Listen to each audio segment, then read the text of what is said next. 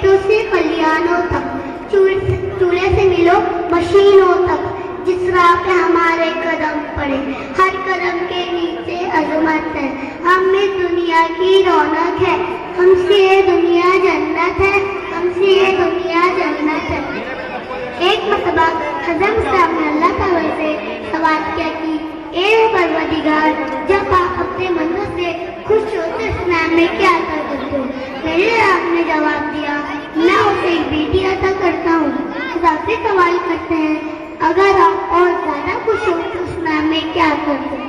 जवाब मिलता है, मैं उसे एक बेटी अता करता हूँ और उन बेटियों की बेहतरीन परवरिश करने पे उस शख्स को जन्नत की बशारत दी गई।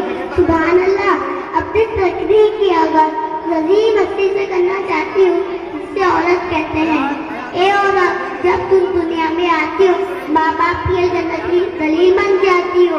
बीवी की सूरत में अताअत से खुद जन्नती बन जाती हो।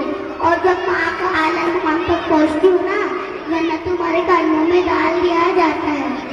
आप महतमाम लोग बनवाती हो, तुम मौलवी हो, तुम मस्जिद भी करती हो, तुम मुझसे।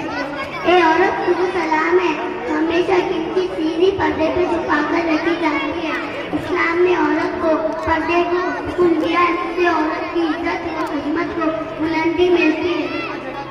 एक औरत ही मर्द को बेहतरीन तरबियत से मुआशरे में मकाम और पहचान दिलवाती है। इस्लाम ने औरत को वाकई मलिका की हैसियत दी है। इस्लाम दुनिया का वाहिद मजहब है जो औरतों के अक्सा हुकूक देता है। ए औरत, तुम यूं नहीं रहना हो जो खुद दुनिया से चले गई, लेकिन मुर्दा मुआशरे में न यूं फूक गई। ए औरत, तुझे सलाम है, बिलाशुबा तू ही मुआशरे की पहचान है।